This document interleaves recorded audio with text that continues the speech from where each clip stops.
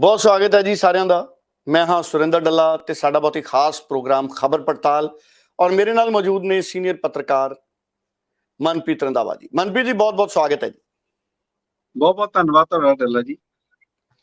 मनप्रीत जी दो तीन बड़े अहम विषय ने बदलाव की सियासत जमीन ते नजर तो आउण लगी है, ਉਹਦਾ असर की होऊगा, किन्नी देर तक बदलाव मुकम्मल आऊगा, ਉਹਦੇ ਤੇ इंतजार रहूगा। पर कल भगवंत मान अपने पिंड गए सतौज, क्योंकि कॉमेडी के बादशाह भी ने भगवंत मान, उन्होंने हसाया भी, कहते मैनू हैलीकॉप्टर च बैठे नू पता लग जाता है भी मेरा पिंड आ गया।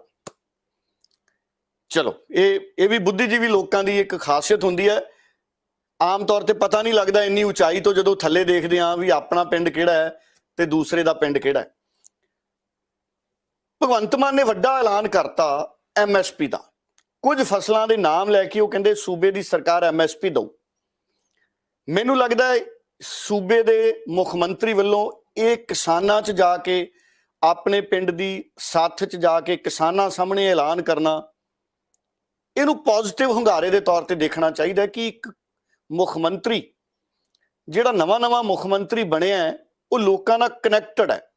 लोग उसकी गल सुन रहे हैं, जिवें अन्ना हजारे की गल सुनते सी, अरविंद केजरीवाल की गल सुनते हैं, प्रधानमंत्री नरेंद्र मोदी की गल सुनते हैं, लोग मनमोहन सिंह की गल नाल लोग कनैक्टड रहिंदे सी वड्डी गिणती च। जदों 20 बनाई सी मनमोहन सिंह ने कि असी बिजली परमाणु समझौते करांगे, परमाणु बिजली पैदा करांगे, उदों विरोध बड़े होए कि नहीं परमाणु बिजली नहीं चाहिए, साडे प्लांट ना लगे, राजपुरे कोले नहीं लगना चाहिए। अज असी बिजली के संकट च खड़े हाँ ते मैं देखदा सोशल मीडिया के उत्ते भी हासे मजाक चल रहे हैं। बदलाव दे नाल जोड़ के बिजली की कमी नूं लोग देख रहे हैं, पर मनमोहन सिंह की उस वेले की जिहड़ी गंभीरता है उहनूं शायद अज बहुत सारे लोग महसूस करन लग गए कि अज समा आ गया कि जे परमाणु के जरिए भी सानू बिजली मिले तो हीला कर लेना चाहिए, क्योंकि बहुत सारे मुल्कां ने परमाणु हथियार बना के रखे हुए हैं। सो परमाणु नूं किसी चंगे पासे वरत लेना चाहिए, परमाणु ऊर्जा नूं। मैं भगवंत मान ते मुड़दा गल करांगे। भगवंत मान तो बाद एक अहम विषय कि पुलिस भगवंत मान दे राज च किन्नी क निरपक्ष है। अकाली दल ते ये इल्जाम लगते सी कि अकाली दल सुखबीर बादल की मर्जी बिना अफसर नियुक्त नहीं हुंदा। उस तो पहला कैप्टन अमरिंदर की सरकार सी 2002 तो 2007, उदों कैप्टन अमरिंदर दे एक खास सलाहकार सी, कहंदे उहदी मर्जी बिना अफसर नहीं सी लगदे, अफसर उही कहंदे भूमिका अदा करते सी। भगवंत मान दे शासन च ये उम्मीद बनी सी अफसरां च कि बहुत निरपक्षता दे नाल काम करांगे। जदों सरकार बनी तो मैं कई पुलिस मुलाजम, साडियां पुलिस दियां कर्मचारी भैणां भंगड़े पाउंदियां, गिद्धा पाउंदियां देखियां, भी बदलाव आ गया। पर पटियाले वाले मामले तो बाद अज पड़ताल करांगे भी की सचमुच पुलिस दे काम करन दे तरीके च भगवंत मान बदलाव लैके आए ने, या उही परंपरा चल रही है कि मुख मंत्री दी मर्जी नाल अफसर लगणगे, सूबे दे DGP कोले भी वो अधिकार नहीं होऊगा उन्ना खुला कि वो अपनी मर्जी नाल अपनी चॉइस दे अफसर ला लैण। ये बहुत एक डिबेटेबल मुद्दा है, ये ते गल होनी जरूरी है डेमोक्रेसी च, सेहतमंद डेमोक्रेसी च। ये दो विषय वड्डे ने।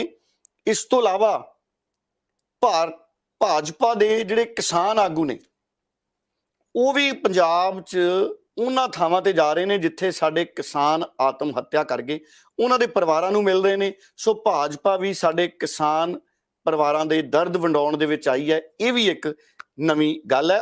हुण अगले विषय ते वधदे हां। मनप्रीत रंधावा जी, पुलिस हमेशा ही बहुत वड्डा मुद्दा रही है सूबे च। दिल्ली च अरविंद केजरीवाल जी कोले पुलिस नहीं सी, ये दिल्ली च भी बहुत वड्डा मुद्दा रहा है कि अरविंद केजरीवाल जी कई बार कहते सी भी साडे कोले पुलिस नहीं, सानू लॉ एंड ऑर्डर दे सवाल ना करो, इहदे लई अमित शाह जी जिम्मेदार है, गृह मंत्री जिम्मेदार है। हुण पंजाब च पुलिस आम आदमी पार्टी कोले है। सरकार शुरू हुंदे ही इल्जाम लग गए भी तुसीं पंजाब दी पुलिस नूं सूबे तो बाहर क्यों भेज रहे हो। इस गल नूं मैं छड्ड दिंदा। हुण सवाल यह है भी की पंजाब दे नवें DGP कोल या पंजाब दे अफसरां कोल काम करन दी फ्रीडम है? वड्डे अफसरां नूं फ्रीडम है कि वो अपनी मर्जी दे अफसर चुन लैण, मैरिट ते, सिफारशी नहीं। ਇੱਥੋਂ ਹੀ ਗੱਲ ਸ਼ੁਰੂ ਕਰਾਂਗੇ। ਪਟਿਆਲੇ ਦੀ ਘਟਨਾ ਤੋਂ ਬਾਅਦ ਅਫਸਰ ਬਦਲੇ ਗਏ, ਉਸ ਤੋਂ ਬਾਅਦ ਇਹ ਮਾਹੌਲ ਸ਼ੁਰੂ ਹੋਇਆ, ਗੱਲਾਂ ਚੱਲੀਆਂ ਮੀਡੀਆ 'ਚ ਵੀ, ਭਗਵੰਤ ਮਾਨ ਸਾਹਿਬ, ਇਹ ਵੀ ਗੱਲਾਂ ਚੱਲੀਆਂ, ਮੈਂ ਟੀਵੀਆਂ 'ਚ ਪੱਟੀਆਂ ਦੇਖ ਰਿਹਾ ਸੀ ਕਿ ਡੀਜੀਪੀ ਸਾਹਿਬ ਤੋਂ ਖੁਸ਼ ਨਹੀਂ, ਪਟਿਆਲੇ ਦੇ ਅਫਸਰਾਂ ਤੋਂ ਖੁਸ਼ ਨਹੀਂ, ਅਫਸਰ ਬਦਲਤੇ। ਉਸ ਤੋਂ ਬਾਅਦ ਇਹ ਗੱਲਾਂ ਆਈਆਂ ਕਿ ਭਗਵੰਤ ਮਾਨ ਹਰ ਚੀਜ਼ ਤੇ ਨਜ਼ਰ ਰੱਖ ਰਹੇ ਨੇ ਵੀ ਕਿਹੜੇ ਅਫਸਰ ਨੂੰ ਕਿੱਥੇ ਤੈਨਾਤ ਕਰਨਾ ਹੈ। ਤੁਹਾਡੀ ਨਜ਼ਰ 'ਚ ਪੰਜਾਬ ਦੇ ਡੀਜੀਪੀ ਦੀ ਅੱਜ ਭੂਮਿਕਾ ਕੀ ਹੈ? ਕਿ ਅੱਜ ਡੀਜੀਪੀ ਉਸੇ ਤਰ੍ਹਾਂ ਕੰਮ ਕਰ ਰਹੇ ਨੇ ਜਿਵੇਂ ਕੈਪਟਨ ਅਮਰਿੰਦਰ ਦਾ ਸ਼ਾਸਨ ਸੀ, ਸੁਖਬੀਰ ਬਾਦਲ ਦਾ ਸ਼ਾਸਨ ਸੀ, ਜਾਂ ਚਰਨਜੀਤ ਚੰਨੀ ਦਾ ਸ਼ਾਸਨ ਸੀ, ਕਿ ਮੁੱਖ ਮੰਤਰੀਆਂ ਦੇ ਫੈਸਲੇ ਮੰਨਣੇ ਪੈਣਗੇ ਡੀਜੀਪੀ ਨੂੰ? ਉਹ ਠੀਕ ਹੈ, ਮੁੱਖ ਮੰਤਰੀ ਹੈ, ਸਰਕਾਰ ਦਾ ਮੁਖੀ ਹੈ, ਪਰ ਜਿਹੜੇ ਅਫਸਰ ਨੇ ਉਹ ਇੱਕ ਸਪੈਸ਼ਲਾਈਜ਼ਡ ਨੇ ਆਪਣੀ ਫੀਲਡ ਦੇ, ਉਹ ਐਕਸਪਰਟ ਨੇ, ਉਹਨਾਂ ਦੀ ਗੱਲ ਦੀ ਤਰਜੀਹ ਨੰਬਰ 1 ਤੇ ਹੋਣੀ ਚਾਹੀਦੀ ਹੈ। ਕੀ ਉਹਨਾਂ ਨੂੰ ਤਰਜੀਹ ਮਿਲ ਰਹੀ ਹੈ? ਤੁਹਾਡੀ ਨਜ਼ਰ 'ਚ ਪੰਜਾਬ ਦੀ ਪੁਲਿਸ ਨੂੰ ਭਗਵੰਤ ਮਾਨ ਦੀ ਸਰਕਾਰ ਕਿਵੇਂ ਯੂਟਿਲਾਈਜ਼ ਕਰ ਰਹੀ ਹੈ? ਦੇਖੋ ਡੱਲਾ ਜੀ, ਜੇ ਤੁਸੀਂ ਕਿਉਂਕਿ ਆਪਾਂ ਸਮਾਂ ਉਨਾ ਹੁੰਦਾ ਉਨੀ ਕੁ ਗੱਲ ਕਰਾਂਗੇ ਤਾਂ ਕਿ ਬਰੀਫਲੀ ਗੱਲ ਵੀ ਕਰ ਸਕੀਏ, ਔਰ ਗੱਲ ਦਾ ਜਿਹੜੀ ਇਹਦੀ ਇੰਟਰਪ੍ਰੀਟੇਸ਼ਨ ਆ, ਸਾਡੀ ਜ਼ਿਆਦਾ ਤੋਂ ਜ਼ਿਆਦਾ ਗੱਲ ਦੂਰ ਤੱਕ ਸਾਡੇ ਦਰਸ਼ਕਾਂ ਕੋਲੇ ਜਿਹੜੇ ਸਾਨੂੰ ਦੇਖ ਰਹੇ ਨੇ ਉਹਨਾਂ ਤੱਕ ਪਹੁੰਚੇ। ਪਟਿਆਲੇ ਦੀ ਜਿਹੜੀ ਗੱਲ ਹੋਈ ਆ, ਆਪਾਂ ਨੂੰ ਸਾਰਿਆਂ ਨੂੰ ਪਤਾ, 29 ਅਪ੍ਰੈਲ ਨੂੰ ਜੋ ਕੁਝ ਉੱਥੇ ਵਾਪਰਿਆ, ਔਰ ਉਸ ਤੋਂ ਬਾਅਦ ਪੰਜਾਬ ਸਰਕਾਰ ਨੇ ਸਾਰੀ ਦੀ ਸਾਰੀ ਪੁਲਿਸ ਐਡਮਿਨਿਸਟ੍ਰੇਸ਼ਨ, ਆਈਜੀ ਤੋਂ ਲੈ ਕੇ ਐਸਐਸਪੀ ਤੋਂ ਲੈ ਕੇ ਐਸਪੀ ਤੋਂ ਲੈ ਕੇ ਡੀਐਸਪੀ ਤੋਂ ਲੈ ਕੇ ਐਸਐਚਓ ਤੱਕ ਬਦਲ ਦਿੱਤੇ ਆ। ਦੇਖੋ, ਚਾਹੇ ਜਿਵੇਂ ਕਿਹਾ ਕਿ ਦੇਰ ਆਏ ਪਰ ਦਰੁਸਤ ਆਏ, ਇਹ ਗੱਲ ਸੀਗੀ, ਇਹਦੇ ਵਿੱਚ ਕੋਈ ਡਾਊਟ ਨਹੀਂ ਹੈ ਕਿ ਜਿਹੜਾ ਇੰਟੈਲੀਜੈਂਸ ਇਨਪੁਟਸ ਆਈਆਂ ਸੀ, ਜਿਸ ਤਰ੍ਹਾਂ ਦੀਆਂ ਉਹਨਾਂ ਨੂੰ ਇਨਫੋਰਮੇਸ਼ਨ ਸੀ, ਉਸ ਤੇ ਕੰਮ ਨਹੀਂ ਕੀਤਾ ਗਿਆ, ਪ੍ਰੀਵੈਂਟਿਵ ਅਰੈਸਟ ਨਹੀਂ ਕੀਤੀਆਂ ਗਈਆਂ। ਇਸੇ ਤਰ੍ਹਾਂ ਜਿਹੜੀਆਂ ਪੁਲਿਸ ਨੇ ਉੱਥੇ ਬੈਰੀਕੇਡਿੰਗ ਕਰਨੀ ਚਾਹੀਦੀ ਸੀ, ਉਹ ਨਹੀਂ ਕੀਤੀ ਗਈ। ਯੋਗਰਾਜ ਸ਼ਰਮਾ ਜਿਹੜੇ ਸ਼ਿਵ ਸੈਨਾ ਦੇ ਸੀ, ਉਹ 26 ਤਰੀਕ ਨੂੰ ਜਾ ਕੇ ਡੀਜੀਪੀ ਨੂੰ ਮਿਲਦੇ ਨੇ, ਵੀਕੇ ਭਾਵਰਾ ਨੂੰ, ਉਹਨਾਂ ਨੂੰ ਦੱਸਦੇ ਨੇ ਕਿ ਸੰਭਾਵਨਾ ਉੱਥੇ ਕਿਸੇ ਤਰ੍ਹਾਂ ਦੀ ਅਸ਼ਾਂਤੀ ਹੋਣ ਦੀਆਂ, ਉਸ ਤੇ ਐਕਸ਼ਨ ਨਹੀਂ ਲਿੱਤਾ ਗਿਆ। ਇਹ ਸਾਰਾ ਕੁਝ ਹੋਇਆ, ਇਹਦੇ ਵਿੱਚ ਕੋਈ ਦੋ ਰਾਵਾਂ ਨਹੀਂ। ਲੇਕਿਨ ਨਾਲ ਦੇ ਨਾਲ ਇੱਕ ਚੀਜ਼ ਹੋਰ ਆਉਂਦੀ ਆ ਕਿ ਜਦੋਂ ਤੋਂ ਭਗਵੰਤ ਮਾਨ ਹੋਣਾ ਦੀ ਸਰਕਾਰ ਆਈ ਆ, ਦੇਖੋ ਇੱਕ ਪੁਲਿਸ ਪ੍ਰਸ਼ਾਸਨ ਕੀ ਆ, ਇੱਕ ਯੂਨੀਫਾਰਮਡ ਫੋਰਸ ਆ, ਪੁਲਿਸ ਆ, ਉਹਦੇ ਵਿੱਚ ਇੱਕ ਡਿਸਪਲਿਨ ਫੋਰਸ ਆ, ਉਹਦੇ ਵਿੱਚ ਇੱਕ ਚੇਨ ਆਫ ਕਮਾਂਡ ਹੁੰਦਾ, ਇੱਕ ਹਾਇਰਾਰਕੀ ਹੁੰਦੀ, ਡੀਜੀ ਹੁੰਦੇ ਆ, ਉਹਨਾਂ ਦੇ ਨੀਚੇ ਅਫਸਰ ਹੁੰਦੇ ਆ, ਉਸ ਤੋਂ ਤਮਾਮ ਤਰ੍ਹਾਂ ਦੀ ਚੇਨ ਆ ਜਿਹੜੀ ਉਹ ਚੱਲਦੀ ਹੋਈ ਕਾਂਸਟੇਬਲ ਤੱਕ ਪਹੁੰਚਦੀ ਹੈ। ਤੇ ਉਹ ਜਿਹੜੀ ਚੇਨ ਆਫ ਕਮਾਂਡ ਆ, ਹਰ ਕਿਸੇ ਨੂੰ ਪਤਾ ਹੁੰਦਾ ਕਿ ਮੈਂ ਕਿਸ ਨੂੰ ਰਿਪੋਰਟ ਕਰਨੀ ਹੈ ਤੇ ਮੇਰੇ ਅਫਸਰ ਕੌਣ ਹਨ ਤੇ ਮੈਂ ਕਿਸ ਦਾ ਹੁਕਮ ਮੰਨਣਾ। ਅਨਫੋਰਚੂਨੇਟਲੀ ਕੀ ਹੋਇਆ ਕਿ ਜਦੋਂ ਤੋਂ ਇਹ ਸਰਕਾਰ ਆਈ ਹੈ, ਉਹ ਜਿਹੜੀ ਹਾਇਰਾਰਕੀ ਆ, ਜਿਹੜੀ ਚੇਨ ਆਫ ਕਮਾਂਡ ਆ, ਉਹ ਕਿਤੇ ਟੁੱਟਦੀ ਹੋਈ ਨਜ਼ਰ ਆਈ। ਉਹਦੀ ਮੈਂ ਤੁਹਾਨੂੰ ਇੱਕ ਉਦਾਹਰਨ ਦਿੰਦਾ। ਪਿਛਲੇ ਦਿਨਾਂ ਦੇ ਵਿੱਚ ਤਮਾਮ ਤਰ੍ਹਾਂ ਦੇ ਤਬਾਦਲੇ ਹੋਏ ਆ, ਔਰ ਇਹਨਾਂ ਤਬਾਦਲਿਆਂ ਦੇ ਵਿੱਚ ਪੰਜਾਬ ਦੇ ਜਿਹੜੇ ਡੀਜੀਪੀ ਨੇ ਵੀਕੇ ਭਾਵਰਾ, ਉਹਨਾਂ ਦੀ ਕਿਸੇ ਤਰ੍ਹਾਂ ਦੀ ਕੋਈ ਮਰਜ਼ੀ ਨਹੀਂ ਚੱਲੀ, ਉਹਨਾਂ ਦੀ ਕਿਸੇ ਤਰ੍ਹਾਂ ਦੀ ਕੋਈ ਰਾਏ ਨਹੀਂ ਪੁੱਛੀ ਗਈ। ਤੁਸੀਂ ਦੇਖੋ, ਆਮ ਤੌਰ ਤੇ ਵੀ ਮੈਂ ਵੈਸੇ ਦੱਸਾਂ ਤੁਹਾਨੂੰ, ਜਦੋਂ ਪ੍ਰਕਾਸ਼ ਸਿੰਘ ਬਾਦਲ ਹੁੰਦੇ ਸੀ ਜਾਂ ਸੁਖਬੀਰ ਸਿੰਘ ਬਾਦਲ ਸੀ, ਕੈਪਟਨ ਅਮਰਿੰਦਰ ਸਿੰਘ ਸੀ, ਉਹ ਤਬਾਦਲੇ ਉਹ ਵੀ ਕਰਦੇ ਸੀ ਆਪਣੀ ਮਰਜ਼ੀ ਦੇ ਨਾਲ, ਪਰ ਘੱਟੋ ਘੱਟ ਉਹ ਡੀਜੀਪੀ ਨੂੰ ਨਾਲ ਜ਼ਰੂਰ ਬਿਠਾ ਲੈਂਦੇ ਸੀ, ਉਹਨਾਂ ਤੋਂ ਪੁੱਛ ਲੈਂਦੇ ਸੀ ਕਿ ਫਲਾਣਾ ਅਫਸਰ ਕਿਸ ਜ਼ਿਲ੍ਹੇ ਦੇ ਵਿੱਚ ਲਾਈਏ ਜਾਂ ਕਿਸੇ ਇੱਕ ਅਫਸਰ ਨੂੰ ਕਿੱਥੇ ਲਗਾਈਏ। ਹੋ ਸਕਦਾ ਉਹਨਾਂ ਦੀ ਸਹਿਮਤੀ ਨਾ ਵੀ ਹੋਵੇ, ਜਾਂ ਕਈ ਵਾਰੀ ਡੀਜੀਪੀ ਆਪਣੀ ਰਾਏ ਵੀ ਦੇ ਦਿੰਦੇ ਸੀ। ਤੁਸੀਂ ਦੇਖੋ, ਸਾਡੇ ਜਿਹੜੇ ਸਾਰੇ ਇਲਾਕੇ ਆ ਡੱਲਾ ਜੀ, ਚਾਹੇ ਉਹ ਲੁਧਿਆਣੇ ਦੀ ਇੱਕ ਅਲੱਗ ਸੈਂਸਿਟੀਵਿਟੀ ਆ, ਪਟਿਆਲੇ ਸ਼ਹਿਰ ਦੀ ਇੱਕ ਅਲੱਗ ਸੈਂਸਿਟੀਵਿਟੀ ਆ, ਅੰਮ੍ਰਿਤਸਰ ਦੀ ਇੱਕ ਅਲੱਗ ਸੈਂਸਿਟੀਵਿਟੀ ਆ, ਜਲੰਧਰ ਦੀ ਇਸ ਤਰ੍ਹਾਂ ਦੀ ਇੱਕ ਹੋਰ ਤਰ੍ਹਾਂ ਦੀ ਬੰਡਰ ਆ। ਇੱਥੇ ਤੁਸੀਂ ਕਈ ਵਾਰੀ ਦੇਖੋ ਕਿ ਇੱਕ ਖਾਸ ਤਰ੍ਹਾਂ ਦੇ ਅਫਸਰ ਇਸੇ ਕਰਕੇ ਲਗਾਏ ਜਾਂਦੇ ਨੇ ਕਿ ਉਹ ਉੱਥੋਂ ਦੇ ਇਲਾਕਿਆਂ ਨੂੰ ਵੀ ਸਮਝਦੇ ਨੇ, ਉੱਥੋਂ ਦੇ ਭਾਈਚਾਰੇ ਨੂੰ ਵੀ ਸਮਝਦੇ ਨੇ, ਉੱਥੋਂ ਦੀ ਭਾਈਚਾਰਕ ਸਾਂਝ ਨੂੰ ਵੀ ਸਮਝਦੇ ਨੇ। ਇਹਨਾਂ ਸਾਰਿਆਂ ਕਰਕੇ ਬੜਾ ਧਿਆਨ ਨਾਲ ਸੋਚ ਸਮਝ ਕੇ ਉਹ ਅਫਸਰ ਲਾਏ ਜਾਂਦੇ ਨੇ।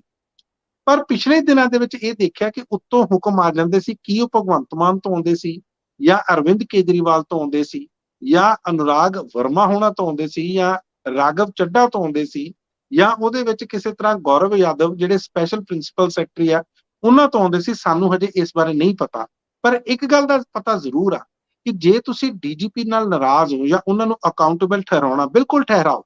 ਜੇ ਕਿਸੇ ਤਰ੍ਹਾਂ ਦੀ ਕੁਤਾਹੀ ਪੁਲਿਸ ਤੋਂ ਹੁੰਦੀ ਹੈ ਤੇ ਜਿਹੜੇ ਸਭ ਤੋਂ ਵੱਡੇ ਅਫਸਰ ਨੂੰ ਰਿਸਪੌਂਸਿਬਲ ਠਹਿਰਾਉਣਾ ਲਾਜ਼ਮੀ ਆ। ਪਰ ਕੀ ਉਹਨਾਂ ਨੂੰ ਪੋਸਟਿੰਗਸ ਦੇ ਵਿੱਚ, ਉਹਨਾਂ ਨੂੰ ਅਫਸਰਾਂ ਦੇ ਤਬਾਦਲਿਆਂ ਦੇ ਵਿੱਚ, ਉਹਨਾਂ ਦੀ ਅਪਾਇੰਟਮੈਂਟਸ ਦੇ ਵਿੱਚ ਫ੍ਰੀ ਹੈਂਡ ਮਿਲਦਾ ਜਾਂ ਉਹਨਾਂ ਦੀ ਰਾਏ ਲਈ ਜਾਂਦੀ ਹੈ? ਕਿਉਂਕਿ ਜੇ ਰਾਏ ਲਈ ਜਾਂਦੀ ਹੈ ਤੇ ਉਸ ਤਰ੍ਹਾਂ ਅਫਸਰ ਲਾਏ ਜਾਂਦੇ ਨੇ ਤੇ ਫਿਰ ਉਹਨਾਂ ਦੀ ਖਿਚਾਈ ਹੋਣੀ ਵੀ ਬਣਦੀ ਆ। ਪਰ ਜੇ ਉਹਨਾਂ ਨੂੰ ਪਤਾ ਹੀ ਨਹੀਂ ਕਿਸ ਅਫਸਰ ਨੂੰ ਕਦੋਂ ਲਾਉਣਾ, ਸਿਰਫ ਇੱਕ ਫਰਮਾਨ ਆਉਂਦਾ, ਫਿਰ ਮੈਨੂੰ ਲੱਗਦਾ ਕਿਤੇ ਨਾ ਕਿਤੇ ਇਹ ਜ਼ਿਆਦਤੀ ਜ਼ਰੂਰ ਹੈ। ਸੋ ਇਸ ਗੱਲ ਨੂੰ ਜਿਹੜਾ ਉਹ ਭਗਵੰਤ ਮਾਨ ਸਰਕਾਰ ਨੂੰ ਇਸ ਕਰਕੇ ਦੇਖਣਾ ਪਊਗਾ ਕਿ ਇਹ ਮਹਿਕਮਾ ਉਹਨਾਂ ਕੋਲ ਹੀ ਆ, ਮੁੱਖ ਮੰਤਰੀ ਕੋਲੇ। ਅਮੂਮਨ ਇਹ ਮਹਿਕਮਾ ਮੁੱਖ ਮੰਤਰੀ ਹੋਣਾ ਕੋਲ ਹੀ ਰਹਿੰਦਾ, ਸਵਾਈ ਚਰਨਜੀਤ ਸਿੰਘ ਚੰਨੀ ਤੋਂ ਉਸ ਵੇਲੇ ਇਹ ਸੁਖਜਿੰਦਰ ਸਿੰਘ ਰੰਧਾਵਾ ਕੋਲੇ ਸੀ। ਨਹੀਂ ਤਾਂ ਹਮੇਸ਼ਾ, ਕਿਉਂਕਿ ਇਹ ਸੈਂਸਿਟਿਵ ਮਹਿਕਮਾ, ਉਸ ਨੂੰ ਲਾਅ ਐਂਡ ਆਰਡਰ ਨੂੰ ਦੇਖਣਾ ਹੁੰਦਾ, ਇੰਟੈਲੀਜੈਂਸ ਨੂੰ ਦੇਖਣਾ ਹੁੰਦਾ। ਸੋ ਇਸ ਕਰਕੇ ਜੇ ਸਿਰਫ ਇੱਕ ਇਹੀ ਗੱਲ ਆ ਜੋ ਭਗਵੰਤ ਮਾਨ ਹੋਣਾ ਦੇ ਹੱਕ ਵਿੱਚ ਨਹੀਂ ਜਾਂਦੀ ਕਿ ਜੇ ਉਹਨਾਂ ਨੇ ਫੈਸਲੇ ਲੈਣੇ ਆ, ਗੁੱਸਾ ਲੈਣੇ ਆ, ਗੁੱਸਾ ਕਰਨਾ ਜਾਂ ਉਹਨਾਂ ਨੂੰ ਜ਼ਿੰਮੇਵਾਰ ਠਹਿਰਾਣਾ, ਤੇ ਉਹਨਾਂ ਨੂੰ ਘੱਟੋ ਘੱਟ ਜੇ ਜਵਾਬਦੇਹ ਬਣਾਉਣਾ ਤੇ ਉਹਨਾਂ ਦੀ ਰਾਏ ਜ਼ਰੂਰ ਲੈਣ। ਉਹਨਾਂ ਦੀ ਰਾਏ ਮਸ਼ਵਰਾ ਲੈ ਕੇ ਜੇ ਤੁਸੀਂ ਅਫਸਰ ਲਾਓਗੇ ਤਾਂ ਫਿਰ ਤੁਸੀਂ ਉਹਨਾਂ ਨੂੰ ਕਟਹਿਰੇ 'ਚ ਵੀ ਖੜਾ ਕਰ ਸਕਦੇ ਹੋ। ਜੀ ਬਿਲਕੁਲ ਠੀਕ ਹੈ। ਸੋ ਅਫਸਰਾਂ ਦੀ ਨਿਯੁਕਤੀ ਮੈਨੂੰ ਇਹ ਲੱਗਦਾ ਹੈ ਹਮੇਸ਼ਾ ਹੀ ਬਹੁਤ ਵੱਡਾ ਮੁੱਦਾ ਪੰਜਾਬ ਦੀ ਪੋਲਿਟਿਕਸ 'ਚ ਰਿਹਾ ਹੈ, ਕਿਉਂਕਿ ਪੁਰਾਣੇ ਸਮਿਆਂ 'ਚ ਤਾਂ ਅਸੀਂ ਰਿਵਾਜ ਦੇਖਿਆ, ਅਕਾਲੀ ਦਲ ਵੇਲੇ ਵੀ ਕਾਂਗਰਸ ਵੇਲੇ ਵੀ MLA ਆਪਣੀ ਮਰਜ਼ੀ ਦੇ ਆਪਣੇ ਹਲਕੇ 'ਚ SHO ਤੈਨਾਤ ਕਰਾਉਂਦੇ ਸੀ, DSPਆਂ ਦੀ ਸਿਫਾਰਿਸ਼ ਕਰਦੇ ਸੀ। ਸਿਫਾਰਿਸ਼ ਤੱਕ ਤਾਂ ਗੱਲ ਠੀਕ ਹੈ ਕਿ ਕੋਈ MLA ਕਿਸੇ ਵੀ DSP ਨੂੰ ਮੰਗ ਲਏ, ਦਰਖਾਸਤ ਕਰਕੇ, ਰਿਕੁਐਸਟ ਕਰਕੇ ਸਰਕਾਰ ਨੂੰ ਕਿ ਸਾਡੇ ਇਲਾਕੇ 'ਚ ਆਹ DSP ਲਾਓ। ਪਰ ਪਿਛਲੀ ਵਾਰੇ ਸਮਿਆਂ 'ਚ ਜ਼ਿੱਦਾਂ ਵੀ ਹੋ ਜਾਂਦੀਆਂ ਸੀ ਵੀ ਨਹੀਂ ਜੀ, ਮੈਨੂੰ ਇਸ DSP ਤੋਂ ਬਿਨਾਂ ਹੋਰ ਕੋਈ ਪਰਵਾਹ ਨਹੀਂ। ਉੱਥੇ ਮੈਨੂੰ ਲੱਗਦਾ ਕਿਤੇ ਨਾ ਕਿਤੇ ਜਾ ਕੇ ਜਿਹੜੀ ਪੁਲਿਸ ਆਫਿਸਰਸ ਦੀ ਇੱਕ ਰਿਸਪੈਕਟ ਹੈ, ਪੋਲੀਟੀਕਲ ਸਿਸਟਮ ਉਹ ਘਟਾਉਂਦਾ ਕਿਤੇ ਨਾ ਕਿਤੇ, ਕਿਉਂਕਿ ਅਫਸਰ ਸਾਰੇ ਹੀ ਬੜੇ ਮਾਨਯੋਗ ਨੇ, ਭਾਵੇਂ DSP ਨੇ, ਭਾਵੇਂ SHO ਨੇ, ਭਾਵੇਂ ਕਾਂਸਟੇਬਲ ਹੈ, ਜਾਂ ਭਾਵੇਂ ਕੋਈ IG ਹੈ, ਤੇ ਭਾਵੇਂ ਕੋਈ DGP ਹੈ। ਹੁਣ ਇਸ ਵਾਰ ਕੀ ਭਗਵੰਤ ਮਾਨ ਇਸ ਪਰੰਪਰਾ ਤੋਂ ਬਚ ਸਕਣਗੇ ਕਿ ਹਲਕਾ ਇੰਚਾਰਜ ਦੀ ਮਰਜ਼ੀ ਨਾਲ ਜਾਂ MLA ਦੀ ਮਰਜ਼ੀ ਦੇ ਨਾਲ ਹੀ DSP ਲੱਗਣਗੇ, SHO ਲੱਗਣਗੇ, ਜਾਂ ਫ੍ਰੀ ਹੈਂਡ ਮਿਲੂਗਾ ਜਾਂ ਮਿਲ ਰਿਹਾ ਜ਼ਿਲ੍ਹਿਆਂ ਦੇ SSPਆਂ ਨੂੰ, ਜਾਂ SSP ਸਭ ਤੋਂ ਵੱਡਾ ਅਫਸਰ ਹੈ, ਜਾਂ ਕਮਿਸ਼ਨਰ ਨੂੰ, ਕਿ ਉਹ ਆਪਣੀ ਮਰਜ਼ੀ ਦੇ ਨਾਲ ਸੀਨੀਅਰਿਟੀ ਦੇ ਹਿਸਾਬ ਦੇ ਨਾਲ ਆਪਣੀ ਟੀਮ ਦੀ ਚੋਣ ਖੁਦ ਕਰਦੇ ਨੇ? ਦੇਖੋ ਡੱਲਾ ਜੀ, ਇਸ ਵਕਤ ਤਾਂ ਇਸ ਤਰ੍ਹਾਂ ਲੱਗ ਰਿਹਾ ਕਿ ਸ਼ਾਇਦ ਕਿਤੇ ਨਾ ਕਿਤੇ ਉਹਨਾਂ ਨੂੰ ਫ੍ਰੀ ਹੈਂਡ ਜ਼ਰੂਰ ਮਿਲ ਰਿਹਾ। ਇਹਦੇ ਦੋ ਪਹਿਲੂ ਆ। ਇੱਕ ਤਾਂ ਤੁਸੀਂ ਜਿਹੜੇ ਆ, ਜਿਵੇਂ ਮੁੱਖ ਮੰਤਰੀ ਕੋਲੇ ਆਪਣਾ ਮਹਿਕਮਾ, ਉਹ ਆਪਣੀ ਮਰਜ਼ੀ ਦੇ ਅਫਸਰ ਲਾ ਦਿੰਦਾ, ਉਹਦੇ ਪਿੱਛੇ ਕਿਸ ਦੀ ਰਾਏ ਲਿੱਤੀ ਜਾਂਦੀ ਹੈ, ਨਹੀਂ ਲਿੱਤੀ ਜਾਂਦੀ, ਇਹਦੇ ਬਾਰੇ ਨਹੀਂ ਪਤਾ। ਆਪਾਂ ਨੂੰ ਪਤਾ ਕਿ DG ਦੀ ਅਗਰ ਰਾਏ ਲਈ ਤੇ ਚੰਗੀ ਗੱਲ ਹੈ। ਪਰ ਦੂਸਰਾ ਇਹਦਾ ਪਹਿਲੂ ਇਹ ਆ, ਜਿਸ ਤਰ੍ਹਾਂ ਤੁਸੀਂ ਹਲਕਾ ਇੰਚਾਰਜਾਂ ਦੀ ਗੱਲ ਕੀਤੀ ਹੈ, ਹਲਕਾ ਇੰਚਾਰਜ ਲਾਏ ਜਾਂਦੇ ਸੀ, ਇਹਦੀ ਜਿਹੜੀ ਪ੍ਰਥਾ ਸ਼ੁਰੂ ਕੀਤੀ ਸੀ ਉਹ ਸ਼੍ਰੋਮਣੀ ਅਕਾਲੀ ਦਲ ਨੇ ਕੀਤੀ ਸੀ। ਉਸ ਟਾਈਮ ਉਹਨਾਂ ਨੇ ਜਿਹੜੇ ਹਲਕੇ ਸੀ, ਉਹ ਵੀ ਤੁਹਾਨੂੰ ਪਤਾ ਜਿਹੜੀ ਪੁਲਿਸ ਦੀ ਜੁਰਿਸਡਿਕਸ਼ਨ ਸੀ ਉਹ ਕਨਸਟੀਟੂਐਂਸੀ ਦੇ ਵਾਈਜ਼ ਹੋ ਗਈ ਸੀ। ਜਿਸ ਤਰ੍ਹਾਂ ਦੇ ਉਹਨਾਂ ਦੇ ਹਲਕੇ ਨੇ, ਉਹਨਾਂ ਦੇ ਵਿਧਾਨ ਸਭਾ ਦੇ ਹਲਕੇ ਨੇ, ਉਸ ਹਿਸਾਬ ਦੇ ਨਾਲ ਤੈਅ ਕੀਤੀਆਂ ਜਾਂਦੀਆਂ ਸੀ। ਇਸੇ ਕਰਕੇ ਕਿਸੇ MLA ਨੂੰ ਜਾਂ ਮੰਤਰੀ ਨੂੰ ਉਸੇ ਹਿਸਾਬ ਨਾਲ ਅਫਸਰ ਮਿਲਦੇ ਸੀ, ਔਰ ਉਹਦਾ ਜਿਹੜਾ ਖਮਿਆਜ਼ਾ ਹੈ ਉਹ ਪੰਜਾਬ ਨੇ ਇਸ ਕਰਕੇ ਭੁਗਤਿਆ ਕਿ ਜਿਹੜੇ ਉਹ ਅਫਸਰ ਹੁੰਦੇ ਸੀ ਉਹ ਕੇਵਲ ਤੇ ਕੇਵਲ ਜਵਾਬ ਦੇ ਉਹਨਾਂ ਲੀਡਰਸ ਨੂੰ ਹੁੰਦੇ ਸੀ। ਆਮ ਲੋਕਾਂ ਨੂੰ ਕਿਸੇ ਤਰ੍ਹਾਂ ਦੀ ਕੋਈ ਪੁਲਿਸਿੰਗ ਨਹੀਂ ਸੀ ਮਿਲਦੀ। ਉਹ ਜਦੋਂ ਜਾਂਦੇ ਸੀ ਉਹਨਾਂ ਨੂੰ ਕਿਸੇ ਤਰ੍ਹਾਂ ਦਾ ਕੋਈ ਬੈਨੀਫਿਟ ਨਹੀਂ ਸੀ, ਜਾਂ ਉਹਨਾਂ ਨੂੰ ਪੁੱਛਿਆ ਨਹੀਂ ਸੀ ਜਾਂਦਾ।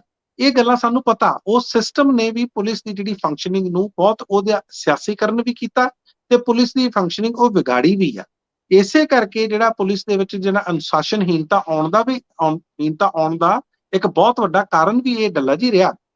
ਲੇਕਿਨ ਹੁਣ ਜਿਹੜੀ ਇਹ ਗੱਲ ਕਰ ਰਹੇ ਕਿ ਹੁਣ ਹੋ ਰਹੀ ਹੈ ਕਿ ਨਹੀਂ ਹੋ ਰਹੀ, ਦੇਖੋ ਜਿਹੜਾ MLA ਹੁੰਦਾ, ਮੈਂ ਪਹਿਲਾਂ ਵੀ ਇੱਕ ਦਿਨ ਗੱਲ ਕੀਤੀ ਸੀ ਕਿ ਇਸ ਟਾਈਮ ਠੀਕ ਉਹ ਨਹੀਂ ਲਵਾ ਸਕਦੇ, ਪਰ MLA ਨੇ ਆਪਣੇ ਇਲਾਕੇ ਦੇ ਵਿੱਚ ਅਫਸਰ ਕਿਸ ਤਰ੍ਹਾਂ ਦਾ ਕੰਮ ਕਰਦੇ ਆ, ਖਾਸ ਤੌਰ ਤੇ ਪੁਲਿਸ ਪ੍ਰਸ਼ਾਸਨ ਕੀ ਉਹ ਲੋਕਾਂ ਦੇ ਫਾਇਦੇ ਲਈ ਕੰਮ ਕਰ ਰਿਹਾ, ਲੋਕਾਂ ਦੀ ਭਲਾਈ ਲਈ ਕੰਮ ਕਰ ਰਹੇ ਨੇ, ਤੇ ਫਿਰ ਤਾਂ ਉਹ ਆਪਣੀ ਸਰਕਾਰ ਨੂੰ ਵੀ ਦੱਸਦੇ ਆ। ਪਰ ਜੇ ਨਹੀਂ ਕਰ ਰਹੇ ਤੇ ਉਹਨਾਂ ਨੂੰ ਮੈਨੂੰ ਲੱਗਦਾ ਹੱਕ ਹੋਣਾ ਚਾਹੀਦਾ ਕਿ ਉਹ ਆਪਣੇ ਉੱਪਰ ਵਾਲਿਆਂ ਨੂੰ ਦੱਸਣ, ਤਾਂ ਕਿ ਉੱਥੋਂ ਦੇ ਜਿਹੜੇ ਅਫਸਰ ਆ ਉਹਨਾਂ ਨੂੰ ਬਦਲਿਆ ਜਾ ਸਕੇ।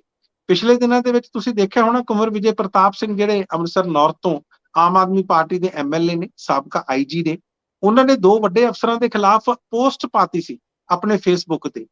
ਉਹ ਵੱਖਰੀ ਗੱਲ ਹੈ ਕਿ ਉਹਨਾਂ ਨੂੰ ਇਸ ਤਰ੍ਹਾਂ ਨਹੀਂ ਸੀ ਕਰਨਾ ਚਾਹੀਦਾ, ਭਗਵੰਤ ਮਾਨ ਉਹਨਾਂ ਨੂੰ ਖੁਦ ਮਿਲ ਕੇ ਇਹ ਗੱਲ ਦੱਸਣੀ ਚਾਹੀਦੀ ਸੀ। ਪਰ ਖੈਰ ਹੋਇਆ ਉਸ ਤੇ ਵੀ ਕੁਝ ਨਹੀਂ ਹੈ। ਸੋ ਦੇਖਦੇ ਆ ਕਿ ਇਸ ਤਰ੍ਹਾਂ ਦਾ ਸਿਸਟਮ ਕਦੋਂ ਤੱਕ ਚੱਲਦਾ। ਜੀ ਬਿਲਕੁਲ ਠੀਕ ਹੈ ਜੀ, ਬਹੁਤ ਮਹੱਤਵਪੂਰਨ ਤੁਸੀਂ ਆਪਣਾ ਵਿਊ ਪੁਆਇੰਟ ਰੱਖਿਆ। ਸੋ ਮੈਨੂੰ ਇਹ ਲੱਗਦਾ ਕਿ ਮੈਰਿਟ ਜ਼ਰੂਰ ਆਨਰ ਹੋਣੀ ਚਾਹੀਦੀ ਹੈ। ਸੋ ਮੈਰਿਟ, ਮੈਂ ਕਈ ਵਾਰੀ ਇਹ ਵੀ ਦੇਖਦਾ, ਜਦੋਂ ਗੱਲ ਨਿਯੁਕਤੀਆਂ ਦੀ ਵੀ ਆ ਜਾਂਦੀ ਹੈ, DGP ਨਿਯੁਕਤ ਹੋਣਾ, ਕਈ ਵਾਰੀ ਅਸੀਂ ਕੀ ਦੇਖਦੇ ਹਾਂ ਕਿ ਜਿਹੜੇ ਵੱਡੇ ਪੁਲਿਸ ਦੇ ਅਫਸਰ ਨੇ ਉਹਨਾਂ ਦਾ ਇੱਕ ਸੁਪਨਾ ਹੈ ਕਿ ਮੈਂ SP ਬਣ ਗਿਆ, SSP ਬਣ ਗਿਆ, IG DIG ADGP ਬਣ ਗਿਆ, ਵੀ ਮੈਂ ਰਿਟਾਇਰ ਹੋਵਾਂ ਤੇ ਮੈਂ DGP ਬਣ ਕੇ ਰਿਟਾਇਰ ਹੋਵਾਂ।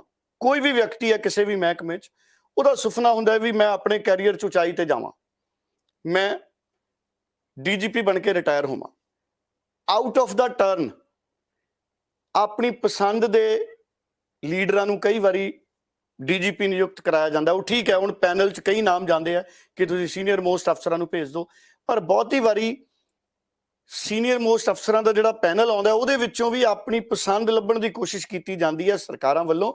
ਕਈ ਵਾਰੀ ਅਸੀਂ ਇਹ ਸਥਿਤੀਆਂ ਦੇਖੀਆਂ ਨੇ ਕਿ ਜਿਹੜਾ ਜੂਨੀਅਰ ਅਫਸਰ ਹੈ ਉਹ ਡੀਜੀਪੀ ਹੁੰਦਾ ਹੈ ਤੇ ਸੀਨੀਅਰ ਅਫਸਰ ਹੈ ਜਿਹੜਾ ਉਹ ਡੀਜੀਪੀ ਨਹੀਂ ਲੱਗ ਸਕਦਾ। ਕੀ ਇਹ ਪਰੰਪਰਾ ਸਿਹਤਮੰਦ ਸਿਸਟਮ ਲਈ ਰੁਕਣੀ ਜ਼ਰੂਰੀ ਨਹੀਂ ਹੈ?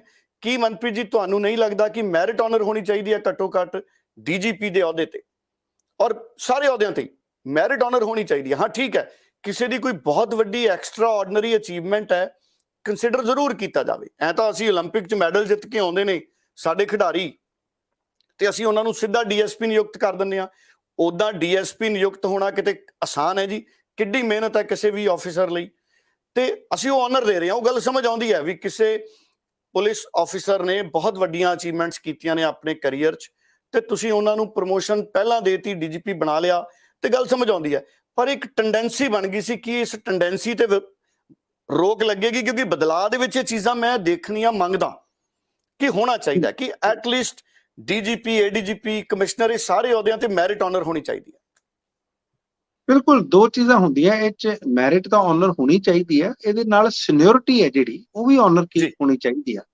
ਕਿਉਂਕਿ ਜੋ ਇਸ ਲੈਵਲ ਤੇ ਆਫਿਸਰ ਪਹੁੰਚਦੇ ਨੇ, ਹਰ ਇੱਕ ਜਿਹੜੀ ਰੈਂਕ ਹੁੰਦਾ ਜਦੋਂ ਉਹਨਾਂ ਦੀ ਪ੍ਰਮੋਸ਼ਨ ਹੁੰਦੀ ਆ, ਉਸ ਦੇ ਵਿੱਚ ਕੁਝ ਪਾਰਟਿਕੂਲਰ ਸਾਲ ਦੇਣੇ ਪੈਂਦੇ ਨੇ। ਕਿਸੇ ਨੂੰ 5 ਸਾਲ ਦੇਣੇ ਪੈਂਦੇ ਨੇ, ਕਿਸੇ ਨੂੰ 7 ਸਾਲ ਦੇਣੇ ਪੈਂਦੇ ਨੇ। ਉਸ ਤੋਂ ਬਾਅਦ ਉਹਨਾਂ ਦੀਆਂ ਜਿਹੜੀਆਂ ACRs ਹੁੰਦੀਆਂ ਨੇ, ਐਨੂਅਲ ਕੌਨਫੀਡੈਂਸ਼ੀਅਲ ਰਿਪੋਰਟਸ ਹੁੰਦੀਆਂ ਨੇ, ਜਾਂ ਉਹਨਾਂ ਦੀ ਸਾਰੀ ਉਹ ਜਿਹੜੀ ਮੈਰੀਟੋਰੀਅਸ ਸਰਵਿਸ ਆ ਜੇ, ਉਸ ਆਧਾਰ ਤੇ ਕਿ ਉਹਨਾਂ ਨੇ ਕੀਤਾ ਕੀ ਆ, ਉਸ ਦੀ ਸਾਰੀ ਅਸੈਸਮੈਂਟ ਹੁੰਦੀ ਹੈ। ਉਸ ਤੋਂ ਬਾਅਦ ਉਹਨਾਂ ਦੀਆਂ ਪ੍ਰਮੋਟ ਕੀਤਾ ਜਾਂਦਾ ਉਹਨਾਂ ਨੂੰ। ਔਰ ਇਸ ਕਰਕੇ ਉਸ ਲੈਵਲ ਤੇ ਲਗਭਗ ਜਿਹੜੇ ਆਫਿਸਰਸ ਹੁੰਦੇ ਨੇ ਉਹ ਤਕਰੀਬਨ ਉਹਨਾਂ ਦਾ ਕੈਲੀਬਰ ਕਹਿ ਲਓ, ਉਹਨਾਂ ਦਾ ਐਪਟੀਟਿਊਡ ਕਹਿ ਲਓ, ਜਾਂ ਉਹਨਾਂ ਦਾ ਜਿਹੜੇ ਤੁਸੀਂ ਦੇਖੋ ਕਿ ਕੰਮ ਕਰਨ ਦੀ ਐਫੀਸ਼ੀਐਂਸੀ ਕਹਿ ਲਓ, ਉਹ ਲਗਭਗ 19-21 ਹੀ ਹੁੰਦੀ ਆ। ਸੋ ਇਹ ਤਾਂ ਉਦੋਂ ਦੇਖਣਾ ਕਿ ਸੀਨੀਅਰਿਟੀ ਕਿਹਦੀ ਹੈ ਤੇ ਉਹਨਾਂ ਦੀ ਮੈਰਿਟ ਕਿਹਦੀ ਹੈ, ਇਹ ਕੋਈ ਵੀ ਸਰਕਾਰ ਦੇਖ ਸਕਦੀ ਹੈ। ਪਰ ਹਾਂ, ਇਹ ਗੱਲ ਤੁਹਾਡੀ ਬਿਲਕੁਲ ਠੀਕ ਹੈ ਡੱਲਾ ਜੀ, ਮੈਂ ਤੁਹਾਡੇ ਨਾਲ ਸਹਿਮਤ ਹਾਂ ਕਿ ਜੇ ਤੁਸੀਂ ਮੈਰਿਟ ਦੇ ਆਧਾਰ ਤੇ, ਉਹਨਾਂ ਦੀ ਐਫੀਸ਼ੀਐਂਸੀ ਦੇ ਆਧਾਰ ਤੇ ਪੁਲਿਸ ਆਫਿਸਰਸ ਨੂੰ ਤਾਇਨਾਤ ਕਰੋਗੇ ਤੇ ਇਹਦਾ ਲਾਭ ਕੱਲਾ ਸਰਕਾਰ ਨੂੰ ਨਹੀਂ ਹੋਏਗਾ, ਜਨਤਾ ਨੂੰ ਵੀ ਹੋਏਗਾ। ਜਨਤਾ ਵੀ ਉਹਨਾਂ ਦੀ ਵਾਹ-ਵਾਹ ਕਰੇਗੀ, ਕੱਲ ਨੂੰ ਉਹਨਾਂ ਨੂੰ ਹੀ ਅੱਗੇ ਵੋਟਾਂ ਪਾ ਕੇ ਫੇਰ ਲਿਆਏਗੀ ਕਿ ਜੇ ਉਹਨਾਂ ਨੂੰ ਕੋਈ ਨਿਆਂ ਮਿਲੇਗਾ ਜਾਂ ਉਹਨਾਂ ਨੂੰ ਪੁਲਿਸਿੰਗ ਥੱਲੇ ਤੱਕ ਮਿਲੇਗੀ ਤੇ ਇਸ ਗੱਲ ਦਾ ਕਿਤੇ ਨਾ ਕਿਤੇ ਸਕੂਨ ਜਨਤਾ ਨੂੰ ਮਿਲੇਗਾ, ਰਾਹਤ ਉਹਨਾਂ ਨੂੰ ਵੀ ਮਿਲੇਗੀ। ਜੀ ਬਿਲਕੁਲ ਠੀਕ ਹੈ। ਸੋ ਜਿਸ ਤਰ੍ਹਾਂ ਦੀਆਂ ਖਬਰਾਂ ਆ ਰਹੀਆਂ ਨੇ, ਇਸ ਨਵੇਂ ਰਾਜ 'ਚ, ਭਗਵੰਤ ਮਾਨ ਦੇ ਰਾਜ 'ਚ ਕਾਫੀ ਪੁਲਿਸ ਰਾਹਤ ਮਹਿਸੂਸ ਕਰ ਰਹੀ ਹੈ। ਔਰ ਕਿਤੇ ਨਾ ਕਿਤੇ ਜਦੋਂ ਪੁਲਿਸ ਤੇ ਦਬਾਅ ਨਹੀਂ ਹੁੰਦਾ ਤੇ ਅਸੀਂ, ਔਰ ਪੁਲਿਸ ਦੇ ਆਫਿਸਰ ਵੀ ਮੈਨੂੰ ਲੱਗਦਾ ਉਦੋਂ ਜ਼ਿਆਦਾ ਨਿਰਪੱਖ ਹੁੰਦੇ ਨੇ, ਕਿਉਂਕਿ ਦਬਾਅ ਇਨ ਦਾ ਸੈਂਸ ਕਿ ਪੋਲੀਟੀਕਲ ਪ੍ਰੈਸ਼ਰ, ਮਜਬੂਰੀਆਂ 'ਚ ਕਈ ਵਾਰੀ ਗਲਤ ਫੈਸਲੇ ਕਰਨੇ ਪੈਂਦੇ ਨੇ, ਕਿਉਂਕਿ ਅਸਲ 'ਚ ਸਰਕਾਰ ਹੁੰਦੀ ਹੈ ਤੇ ਮੁਲਾਜ਼ਮ ਹੁੰਦੇ ਨੇ। ਇਹ ਬੁਨਿਆਦੀ ਫਰਕ ਤਾਂ ਸਾਨੂੰ ਸਾਰਿਆਂ ਨੂੰ ਪਤਾ ਹੈ। ਭਗਵੰਤ ਮਾਨ ਤੇ ਮੈਂ ਚਾਹੂੰਗਾ ਤੁਸੀਂ ਕੀ ਕਹਿਣਾ ਚਾਹੋਗੇ? MSP ਦੀ ਗੱਲ ਭਗਵੰਤ ਮਾਨ ਨੇ ਤੋਰੀ ਹੈ। ਡੱਲਾ ਜੀ, ਮੈਨੂੰ ਲੱਗਦਾ ਕਿ ਦੇਖੋ, ਜਿਹੜੀ ਤੁਸੀਂ ਪਹਿਲਾਂ ਗੱਲ ਕੀਤੀ ਸੀ ਕਿ ਜਿਸ ਤਰ੍ਹਾਂ ਉਹ ਜਾਂਦੇ ਨੇ ਕਿ ਮੈਂ ਹੈਲੀਕਾਪਟਰ ਤੋਂ ਆਪਣਾ ਜਿਹੜਾ ਪਿੰਡ ਆ ਉਹ ਪਛਾਣ ਲੈਣਾ। ਅੱਜ 48 ਦਿਨ ਹੋ ਗਏ ਨੇ ਇਸ ਸਰਕਾਰ ਨੂੰ, ਨਵੀਂ ਸਰਕਾਰ ਨੂੰ ਬਣੇ ਹੋਏ ਪੰਜਾਬ ਦੀ, ਔਰ ਬੜੀ ਦੇਰ ਬਾਅਦ ਭਗਵੰਤ ਮਾਨ ਹੋਣਾ ਨੂੰ ਮੁੱਖ ਮੰਤਰੀ ਬਣਨ ਤੋਂ ਬਾਅਦ ਆਪਣੇ ਉਹ ਪਹਿਲੇ ਲਹਿਜ਼ੇ ਵਿੱਚ ਦੇਖਿਆ ਗਿਆ। ਜਦੋਂ ਉਹ ਚੋਣਾਂ ਦੇ ਦੌਰਾਨ, ਜਦੋਂ ਪ੍ਰਚਾਰ ਦੇ ਦੌਰਾਨ ਉਹਨਾਂ ਦੇ ਚਿਹਰੇ ਤੇ ਜਿਹੜੀ ਖੁਸ਼ੀ ਦੇਖੀ ਗਈ ਹੈ ਤੇ ਜਿਸ ਤਰ੍ਹਾਂ ਦੇ ਉਹ ਵਿਅੰਗ ਕਰ ਰਹੇ ਸੀ, ਉਹ ਦੇਖੇ ਗਏ ਨੇ। ਸੋ ਮੈਨੂੰ ਲੱਗਦਾ ਚੰਗਾ ਹੌਲੀ-ਹੌਲੀ ਉਹਨਾਂ ਨੂੰ ਵੀ ਪਤਾ ਲੱਗ ਰਿਹਾ, ਪ੍ਰਸ਼ਾਸਨ ਦਾ ਉਹਨਾਂ ਨੂੰ ਹੌਲੀ-ਹੌਲੀ ਤਜਰਬਾ ਹੋ ਰਿਹਾ, ਔਰ ਇਸੇ ਕਰਕੇ ਇਹ ਜਿਹੜੀ ਖੁਸ਼ੀ ਆ ਉਹਨਾਂ ਦੇ ਚਿਹਰੇ ਤੇ ਨਜ਼ਰ ਆ ਰਹੀ ਹੈ। ਜਿਹੜਾ ਅਹਿਮ ਐਲਾਨ ਡੱਲਾ ਜੀ ਉਹਨਾਂ ਨੇ ਕੀਤਾ, ਆਪਾਂ ਉਸ ਵੱਲ ਜਾਂਦੇ ਹਾਂ। ਦਰਅਸਲ ਉਹ ਜਿਹੜਾ ਅਹਿਮ ਐਲਾਨ ਆ ਡੱਲਾ ਜੀ, ਉਹ ਹੈ ਮਿਨੀਮਮ ਸਪੋਰਟ ਪ੍ਰਾਈਸ ਨੂੰ ਲੈ ਕੇ ਦਾਲਾਂ ਤੇ, ਸੂਰਜਮੁਖੀ ਤੇ, ਬਾਜਰੇ ਤੇ ਮੱਕੀ ਤੇ। ਹੋ ਸਕਦਾ ਆਉਣ ਵਾਲੇ ਦਿਨਾਂ ਦੇ ਵਿੱਚ, ਕਿਉਂਕਿ ਮੁੱਖ ਮੰਤਰੀ ਇਸੇ ਤਰ੍ਹਾਂ ਕੋਈ ਐਲਾਨ ਨਹੀਂ ਕਰ ਸਕਦੇ, ਇਹਦੇ ਪਿੱਛੇ ਜ਼ਰੂਰ ਕੋਈ ਰਣਨੀਤੀ ਹੋਏਗੀ, ਕੋਈ ਵਿਉਂਤ ਉਹਨਾਂ ਨੇ ਜ਼ਰੂਰ ਬਣਾਈ ਹੋਏਗੀ, ਜਿਹੜਾ ਉਹਨਾਂ ਨੇ ਆਪਣੇ ਜੱਦੀ ਪਿੰਡ ਸਤੌਜ ਤੋਂ ਆ ਕੇ ਇਹ ਅਨਾਉਂਸ ਕੀਤਾ ਕਿ ਜੇ ਕਿਸਾਨ ਝੋਨੇ ਤੇ ਕਣਕ ਦੇ ਸਾਈਕਲ ਚੋਂ ਨਿਕਲਦੇ ਨੇ ਤੇ ਅਸੀਂ ਉਹ ਦੂਸਰੀਆਂ ਫਸਲਾਂ ਲਾਉਂਦੇ ਨੇ, ਅਕਸਰ ਉਹਨਾਂ ਦੀ ਮਾਰਕੀਟਿੰਗ ਦੀ ਪ੍ਰੋਬਲਮ ਆਉਂਦੀ ਆ ਕਿਉਂਕਿ ਮੰਡੀ ਨਹੀਂ ਹੁੰਦੀ।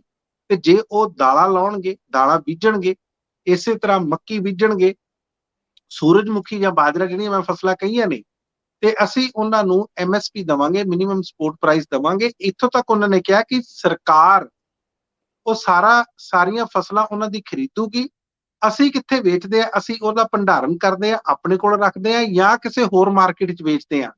ਚਾਹੇ ਅਸੀਂ ਯੂਕਰੇਨ ਨੂੰ ਵੇਚੀਏ, ਚਾਹੇ ਅਸੀਂ ਬਾਹਰਲੇ ਕਿਸੇ ਮੁਲਕ ਨੂੰ ਵੇਚੀਏ, ਉਹ ਸਾਡੀ ਸਿਰਦਰਦੀ ਆ। ਕਿਸਾਨਾਂ ਨੂੰ ਉਹਦਾ ਪੂਰਾ ਮਿਹਨਤਾਨਾ ਮਿਲ ਜੂਗਾ। ਇੱਕ ਚੀਜ਼ ਤੁਹਾਨੂੰ ਮੈਂ ਦੱਸਾਂ, ਇਹਦੇ ਵਿੱਚ ਦੋ ਗੱਲਾਂ ਹੋਰ ਆ। ਇੱਕ, ਪਿਛਲੇ ਦਿਨਾਂ ਤੋਂ ਲਗਾਤਾਰ ਜਿਸ ਤਰ੍ਹਾਂ ਭਗਵੰਤ ਮਾਨ ਖੇਤੀਬਾੜੀ ਦੇ ਵਿੱਚ ਪੂਰੀ ਰੁਚੀ ਲੈ ਰਹੇ ਆ, ਪਿਛਲੇ ਦਿਨਾਂ ਦੇ ਵਿੱਚ ਉਹਨਾਂ ਨੇ ਜਿਹੜਾ ਵਾਟਰ ਟੇਬਲ ਆ ਪੰਜਾਬ ਦਾ, ਉਹ ਕਿਉਂਕਿ ਥੱਲੇ ਜਾ ਰਿਹਾ, ਔਰ ਇਹਦਾ ਇੱਕ ਕਾਰਨ ਜਿਹੜੇ ਮਾਹਰ ਦੱਸਦੇ ਨੇ, ਉਹ ਝੋਨੇ ਦੀ ਬਿਜਾਈ ਹੈ, ਕਿਉਂਕਿ ਉਹਨੂੰ ਪਾਣੀ ਬਹੁਤ ਦੇਣਾ ਪੈਂਦਾ, ਬਹੁਤ ਪਾਣੀ ਲੱਗਦਾ। ਉਸ ਵਿੱਚ ਵੀ ਭਗਵੰਤ ਮਾਨ ਹੋਣਾ ਨੇ ਪਿਛਲੇ ਦਿਨਾਂ 'ਚ ਐਲਾਨ ਕੀਤਾ ਕਿ ਜੇ ਕਿਸਾਨ ਡਾਇਰੈਕਟ ਸੋਇੰਗ ਕਰਨਗੇ, ਯਾਨੀ ਕਿ ਸਿੱਧੀ ਬਿਜਾਈ ਕਰਨਗੇ ਝੋਨੇ ਦੀ, ਤੇ ਉਹਨਾਂ ਨੂੰ ਅਸੀਂ 1500 ਏਕੜ ਪ੍ਰਤੀ ਏਕੜ ਉਹਨਾਂ ਨੂੰ 1500 ਰੁਪਏ ਦੇਵਾਂਗੇ। ਹਾਲਾਂਕਿ ਇਹਦੇ ਵਿੱਚ ਕਈ ਕਿਸਾਨਾਂ ਦੇ ਕਿੰਤੂ ਪਰੰਤੂ ਵੀ ਨੇ, ਕਿਉਂਕਿ ਸਰਕਾਰ ਕਹਿੰਦੀ ਹੈ ਕਿ ਇਸ ਨਾਲ ਝੋਨੇ ਦਾ ਝਾੜ ਵੱਧ ਹੋਊਗਾ। ਉਹਨਾਂ ਦਾ ਮੰਨਣਾ ਕਿ ਨਹੀਂ, ਇਹੋ ਜਿਹੀ ਗੱਲ ਨਹੀਂ ਆ। ਉਹਨਾਂ ਦਾ ਇਹ ਵੀ ਮੰਨਣਾ ਕਿ ਇਹਦੇ ਨਾਲ ਪਾਣੀ ਉਨਾ ਲੱਗੂਗਾ। ਦਰਅਸਲ ਹੁੰਦਾ ਕੀ ਆ, ਤੁਹਾਨੂੰ ਤਾਂ ਪਤਾ ਡੱਲਾ ਜੀ, ਕਿ ਜਿਹੜਾ ਹੁਣ ਲੱਗਦਾ, ਜਿਹੜਾ ਕੱਦੂ ਕਰਦੇ ਆ, ਉਹ ਕਹਿੰਦੇ ਕੱਦੂ ਕਰਨ ਦੇ ਵਿੱਚ ਪਾਣੀ ਵੱਧ ਲੱਗਦਾ।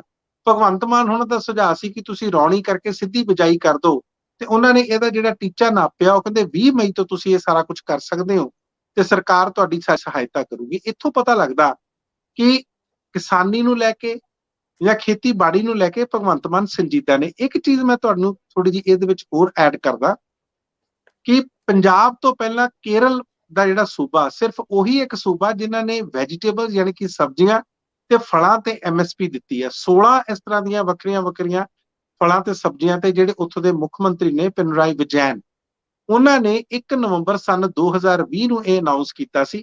ਹਾਂ ਠੀਕ ਆ, ਉਹਨਾਂ ਨੂੰ ਕਈ ਤਰ੍ਹਾਂ ਦੀਆਂ ਅੜਚਣਾਂ ਆਈਆਂ, ਪਰ ਉੱਥੋਂ ਦੇ ਕਿਸਾਨਾਂ ਨੇ ਇਸ ਕੰਮ ਨੂੰ, ਉਹਦਾ ਸਵਾਗਤ ਕੀਤਾ, ਇਸ ਫੈਸਲੇ ਦਾ।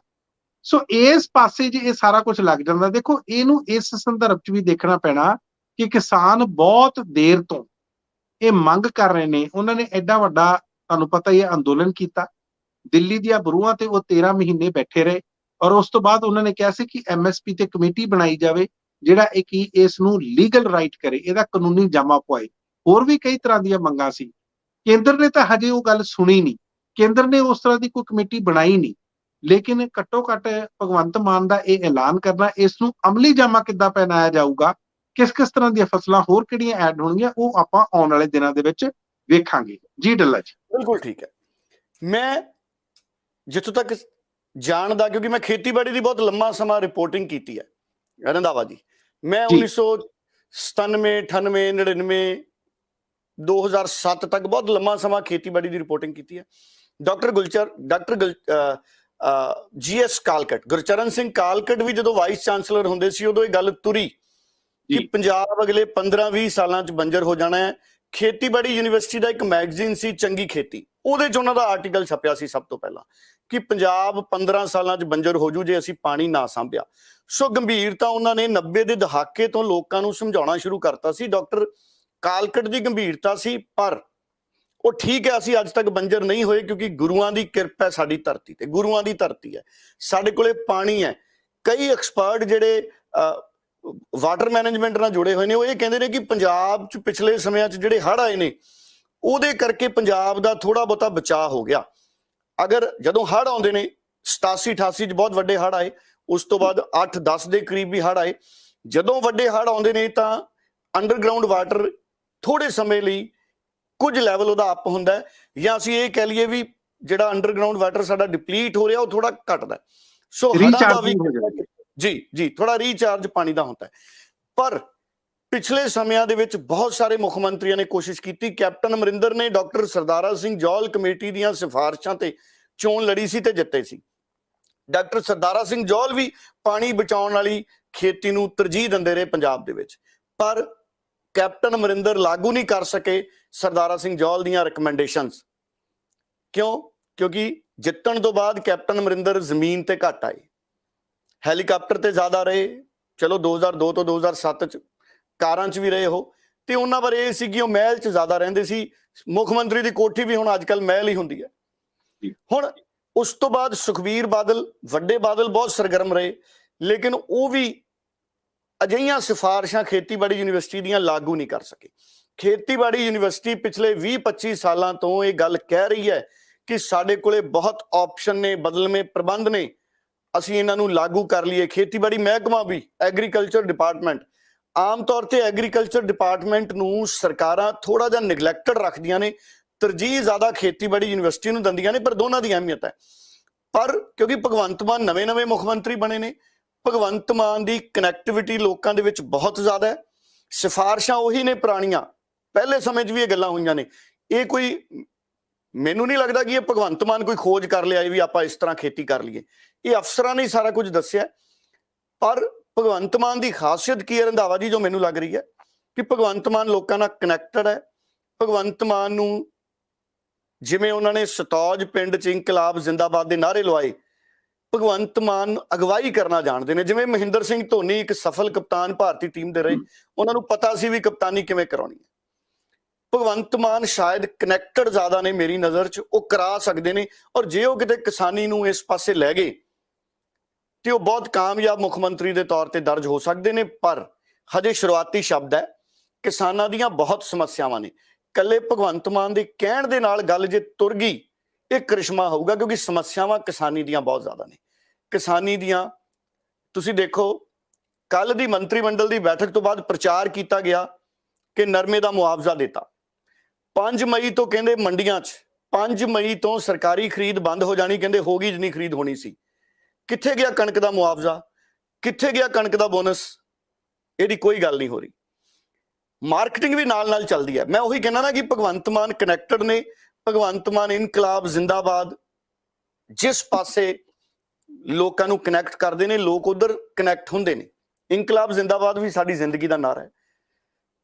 ਪਰ ਅਸਲ ਮੁੱਦੇ ਕਿਸਾਨੀ ਦੇ ਅੱਜ ਵੀ ਬੋਨਸ ਦੇ, ਮੁਆਵਜ਼ੇ ਦੇ ਖੜੇ ਨੇ। ਅਗਰ ਬੋਨਸ ਮਿਲ ਜੇ, ਮੁਆਵਜ਼ਾ ਮਿਲ ਜੇ, ਕਿ ਉਹ ਭਗਵੰਤ ਮਾਨ ਦੇ ਨਾਲ ਤੁਰ ਸਕਦੇ ਨੇ ਵੱਡੀ ਗਿਣਤੀ 'ਚ। ਨਹੀਂ ਤਾਂ ਕਿੰਨੇ ਕੁ ਤੁਰਨਗੇ, ਇਹਦੇ ਅੰਕੜੇ ਸਾਨੂੰ ਪਤਾ ਲੱਗ ਜਾਣਗੇ। ਜੂਨ ਮਹੀਨੇ ਬਾਅਦ ਰਿਪੋਰਟਾਂ ਆ ਜਾਣਗੀਆਂ ਵੀ ਕਿੰਨਾ ਝੋਨਾ ਸਿੱਧੀ ਬਿਜਾਈ ਨਾਲ ਬੀਜਿਆ ਗਿਆ ਤੇ ਕਿੰਨਾ ਕਿਸਾਨ ਪੁਰਾਣੀ ਪਰੰਪਰਾ ਦੇ ਮੁਤਾਬਕ ਝੋਨਾ ਬੀਜ ਰਹੇ ਨੇ। 34 ਲੱਖ ਹੈਕਟਰ ਦੇ ਕਰੀਬ ਝੋਨਾ ਵਿਕਣਾ। ਔਰ ਜਿਹੜੀਆਂ ਦੂਜੀਆਂ ਫਸਲਾਂ ਨੇ, ਹੁਣ ਮੂੰਗੀ ਕਿਸਾਨ ਕਹਿੰਦੇ ਅਸੀਂ ਬੀਜ ਨਹੀਂ ਸਕਦੇ, ਲੇਟ ਹੋ ਗਏ ਭਗਵੰਤ ਮਾਨ ਸਾਹਿਬ। ਪਾਣੀ ਸਾਡੇ ਕੋਲੇ ਉਪਲਬਧ ਨਹੀਂ, ਬਿਜਲੀ ਸਾਡੇ ਕੋਲੇ ਉਪਲਬਧ ਨਹੀਂ। ਸੋ ਜ਼ਮੀਨ ਤੇ ਸਮੱਸਿਆਵਾਂ ਬਹੁਤ ਨੇ। ਕੋਸ਼ਿਸ਼ ਭਗਵੰਤ ਮਾਨ ਉਹਨਾਂ ਦੀ ਚੰਗੀ ਆ, ਉਹਨੂੰ ਸਲੂਟ ਕਰਨਾ ਬਣਦਾ ਹੈ। ਭਾਰਤੀ ਜਨਤਾ ਪਾਰਟੀ ਦੇ ਕਈ ਲੀਡਰ ਅੱਜ ਕੱਲ ਜਾ ਰਹੇ ਨੇ ਕਿਸਾਨਾਂ ਦਾ ਹਾਲ ਚਾਲ ਪੁੱਛਣ, ਔਰ ਖੁਦਕੁਸ਼ੀਆਂ ਕਈ ਪਰਿਵਾਰਾਂ ਦੇ ਕਿਸਾਨਾਂ ਨੇ ਕੀਤੀਆਂ ਨੇ, ਉਹਨਾਂ ਦਾ ਪਤਾ ਲੈਣ ਜਾ ਰਹੇ ਨੇ। ਮੁਆਵਜ਼ੇ ਦੀ ਮੰਗ ਕਰ ਰਹੇ ਨੇ, ਦੁੱਖ ਵੀ ਵੰਡਾ ਰਹੇ ਨੇ। ਕਿਵੇਂ ਵੇਖਦੇ ਹੋ? ਭਾਰਤੀ ਜਨਤਾ ਪਾਰਟੀ ਦੇ ਇੱਕ ਲੋਕ ਸਭਾ ਦੇ ਮੈਂਬਰ ਨੇ, ਕਿਸਾਨ ਮੋਰਚਾ ਦੇ ਮੁਖੀ ਨੇ ਰਾਜ ਕੁਮਾਰ ਚਾਹਰ, ਉਹ ਵੀ ਕਈ ਅਜਿਹੇ ਪਰਿਵਾਰਾਂ ਨੂੰ ਮਿਲ ਕੇ ਆਏ ਨੇ। ਜੀ ਡੱਲਾ ਜੀ, ਮੈਨੂੰ ਲੱਗਦਾ ਕਿ ਬੜਾ ਇੱਕ ਪਹਿਲੇ ਤਾਂ ਸਵਾਗਤ ਕਰਨ ਯੋਗ ਹੈ ਇਹ, ਕਿ ਅਗਰ ਭਾਰਤੀ ਜਨਤਾ ਪਾਰਟੀ ਦੇ ਰਾਜਕੁਮਾਰ ਹੋਣ ਜਿਹੜੇ ਜਾ ਰਹੇ ਨੇ, ਜਿਸ ਤਰ੍ਹਾਂ ਉਹ ਮੈਂਬਰ ਪਾਰਲੀਮੈਂਟ ਨੇ, ਔਰ ਉਹਨਾਂ ਘਰਾਂ ਦੇ ਨਾਲ ਜਾ ਕੇ ਉਹਨਾਂ ਦਾ ਹਾਲ ਚਾਲ ਪੁੱਛ ਰਹੇ ਨੇ ਜਿੱਥੇ ਕਿਸਾਨ ਖੁਦਕੁਸ਼ੀਆਂ ਕਰ ਰਹੇ ਨੇ। ਪਰ ਨਾਲ ਦੀ ਨਾਲ ਇਹਦਾ ਦੂਸਰਾ ਪਹਿਲੂ ਵੀ ਹੈ ਕਿ ਚੰਗਾ ਹੁੰਦਾ ਕਿ ਇਹ ਜਿਹੜੀ ਕਵਾਇਦ ਸੀ, ਕੋਸ਼ਿਸ਼ ਸੀ, ਲਗਭਗ 8 ਸਾਲ ਹੋ ਗਏ ਆ ਇਸ ਕੇਂਦਰ ਸਰਕਾਰ ਨੂੰ, ਭਾਰਤੀ ਜਨਤਾ ਪਾਰਟੀ ਨੂੰ ਸੱਤਾ ਦੇ ਵਿੱਚ ਕਾਬਜ਼ ਹੋਏ। ਹਜੇ ਤੱਕ ਕਿਸਾਨਾਂ ਦੀ ਲਗਭਗ ਅਣਦੇਖੀ ਕੀਤੀ ਗਈ ਹੈ। ਜਦੋਂ ਅੰਦੋਲਨ ਚੱਲਿਆ ਸੀ ਉਦੋਂ ਵੀ ਤੁਹਾਨੂੰ ਯਾਦ ਹੋਣਾ 13 ਮਹੀਨਿਆਂ ਦੇ ਦੌਰਾਨ 733 ਤੋਂ ਲੈ ਕੇ 750 ਤੱਕ, 750 ਤੱਕ ਕਿਸਾਨਾਂ ਦੀ ਮੌਤ ਹੋਈ। ਪਾਰਲੀਮੈਂਟ ਦੇ ਵਿੱਚ ਕਿਸੇ ਨੇ ਉਹਨਾਂ ਦਾ ਜ਼ਿਕਰ ਨਹੀਂ ਕੀਤਾ, ਕੋਈ ਸ਼ਰਧਾਂਜਲੀ ਨਹੀਂ ਦਿੱਤੀ, ਹਜੇ ਤੱਕ ਉਹਨਾਂ ਨੂੰ ਕਿਸੇ ਤਰ੍ਹਾਂ ਦਾ ਮੁਆਵਜ਼ਾ ਦੇਣ ਦੀ ਨਹੀਂ ਗੱਲ ਕੀਤੀ।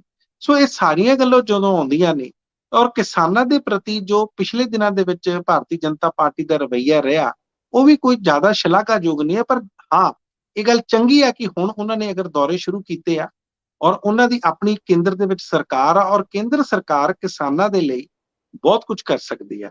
MSP ਕਾਨੂੰਨ ਬਣਾਇਆ ਜਾਵੇ ਜਾਂ ਹੋਰ ਕਿਸਾਨਾਂ ਦੇ ਨਾਲ ਬੈਠਕਾਂ ਕਰਕੇ ਜਿਹੜੀ ਕਮੇਟੀ ਬਣਾਉਣ ਦੀ ਗੱਲ ਕੀਤੀ ਸੀ, ਉਹ ਕਮੇਟੀ ਜਲਦੀ ਤੋਂ ਜਲਦੀ ਸਥਾਪਿਤ ਕਰਕੇ ਜੇ ਕਿਸਾਨਾਂ ਲਈ ਕੋਈ ਚੰਗੀਆਂ ਸਕੀਮਸ ਆਉਂਦੀਆਂ ਨੇ, ਉਹਨਾਂ ਦੀ ਭਲਾਈ ਦੇ ਲਈ ਕੁਝ ਅਨਾਉਂਸ ਹੁੰਦਾ, ਤੇ ਮੈਨੂੰ ਲੱਗਦਾ ਹੋ ਸਕਦਾ ਆਉਣ ਵਾਲੇ ਦਿਨਾਂ ਦੇ ਵਿੱਚ ਜਿਹੜੀਆਂ ਖੁਦਕੁਸ਼ੀਆਂ ਹੋ ਰਹੀਆਂ ਨੇ ਜਾਂ ਜਿਸ ਤਰ੍ਹਾਂ ਕਿਸਾਨ ਮਰ ਰਹੇ ਨੇ, ਉਹਨਾਂ ਤੇ ਕਿਸੇ ਤਰ੍ਹਾਂ ਦਾ ਕੋਈ ਰੋਕ ਲਾਈ ਜਾ ਸਕੇ, ਕੁਝ ਕਾਬੂ ਪਾਇਆ ਜਾ ਸਕੇ। ਜੀ ਡੱਲਾ ਜੀ, ਆਸ ਕਰਦੇ ਹਾਂ ਸਭ ਕੁਝ ਚੰਗਾ ਹੋਊਗਾ। ਔਰ ਜਿਹੜਾ ਬਦਲਾਅ ਪਿਛਲੇ ਸਮਿਆਂ 'ਚ ਦੇਖਿਆ ਭਾਰਤੀ ਜਨਤਾ ਪਾਰਟੀ ਦੀਆਂ ਨੀਤੀਆਂ 'ਚ, ਔਰ ਪ੍ਰਧਾਨ ਮੰਤਰੀ ਨਰਿੰਦਰ ਮੋਦੀ ਸਾਹਿਬ ਨੇ ਸਦਭਾਵਨਾ ਪ੍ਰੋਗਰਾਮ ਹੇਠ ਵੱਡੇ ਵੱਡੇ ਸਿੱਖ ਭਾਈਚਾਰੇ ਦੇ ਆਗੂਆਂ ਨਾਲ ਮੁਲਾਕਾਤ ਕੀਤੀ ਹੈ, ਉਸ ਤੋਂ ਬਾਅਦ ਆਸ ਕਰਦੇ ਹਾਂ ਕਿ ਕੇਂਦਰੀ ਨੀਤੀਆਂ ਦੇ ਵਿੱਚ ਵੀ ਮੁਹੱਬਤ ਨਜ਼ਰ ਆਊਗੀ, ਵਧੀ ਹੋਈ। ਇਹ ਨਹੀਂ ਕਹਿ ਸਕਦੇ ਕਿ ਪਹਿਲਾਂ ਕਦੀ ਮੁਹੱਬਤ ਨਹੀਂ ਸੀ, ਠੀਕ ਹੈ, ਫਰਕ ਹਮੇਸ਼ਾ ਪੰਜਾਬ ਤੇ ਦਿੱਲੀ ਦਾ ਰਿਹਾ ਹੈ, ਪਰ ਉਹ ਫਰਕ ਮਿਟ ਜੇ ਤੇ ਚੰਗੀ ਗੱਲ ਹੈ। ਬਹੁਤ ਬਹੁਤ ਧੰਨਵਾਦ ਮਨਪ੍ਰੀਤ ਜੀ, ਤੁਸੀਂ ਸਮਾਂ ਕੱਢਿਆ ਔਰ ਸਾਰੇ ਅਹਿਮ ਵਿਸ਼ਿਆਂ ਦੇ ਉੱਤੇ ਆਪਣਾ ਪੱਖ ਰੱਖਿਆ। ਕੱਲ ਫੇਰ ਮੁਲਾਕਾਤ ਹੋਏਗੀ ਜੀ, ਬਹੁਤ ਧੰਨਵਾਦ। ਧੰਨਵਾਦ ਡੱਲਾ ਜੀ।